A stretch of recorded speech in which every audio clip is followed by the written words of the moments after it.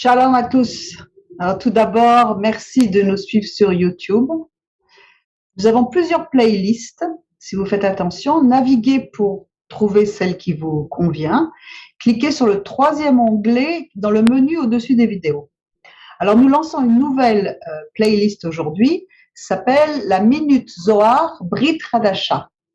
La Minute du Zohar avec le Nouveau Testament. C'est une avant-première dans le monde chrétien. Parce que vous savez, à Sakosuka David, on a un peu l'habitude d'être pionnier. On a lancé la première yeshiva messianique par correspondance il y a environ 20 ans, presque 20 ans, avec les commentaires sur les parachutes de la Torah, d'un point de vue messianique.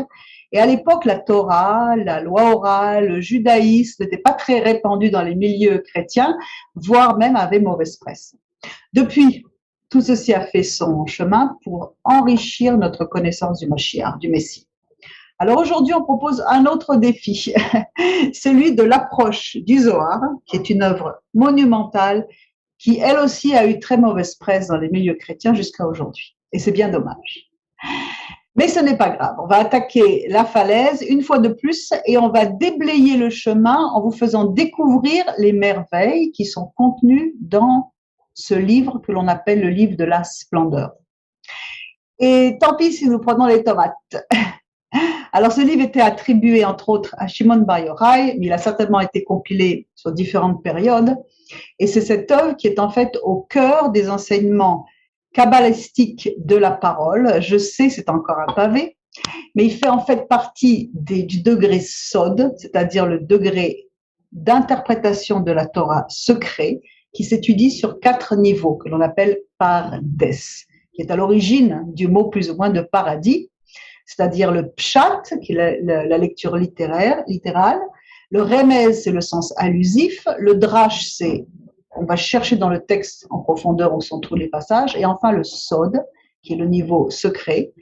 Et pourquoi tout ceci? Parce que la Bible nous dit dans Romains 9,4 que l'adoption et la gloire et les alliances et la Torah et le culte et les promesses et les patriarches et de ce qui est issu selon la chair, le Mashiach, le Messie qui est au-dessus de toutes choses, béni soit éternellement. Amen. Donc tout ceci, ça appartient à Judas. C'est donc une littérature qui est là depuis toujours des siècles. Et je voudrais vraiment vous en faire partager un petit peu les richesses.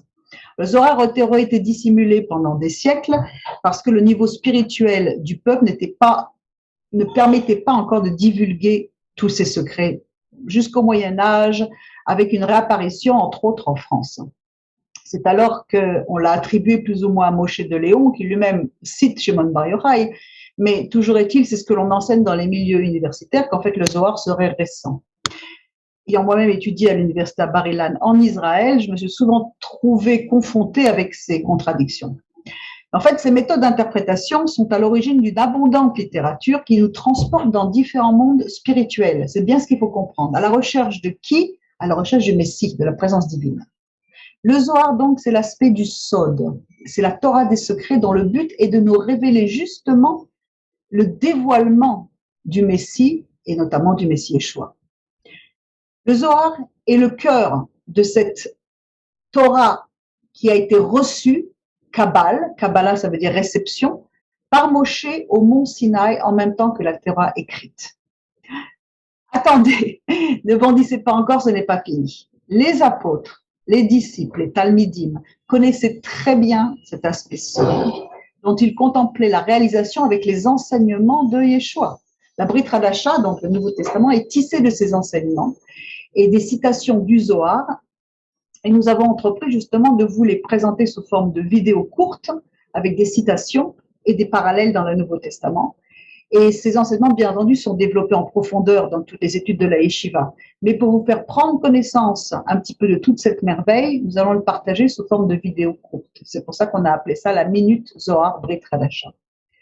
Il est écrit dans le Zohar que la lumière qui a été cachée après la création et qui doit se révéler à la fin des temps pour les justes est mentionnée dans le livre de Daniel. Vous l'avez devant les yeux. Ceux qui auront été intelligents brilleront comme la splendeur du ciel. Yazhiru kazohar. Et ceux qui auront enseigné la justice à la multitude brilleront comme les étoiles à toujours et à perpétuité.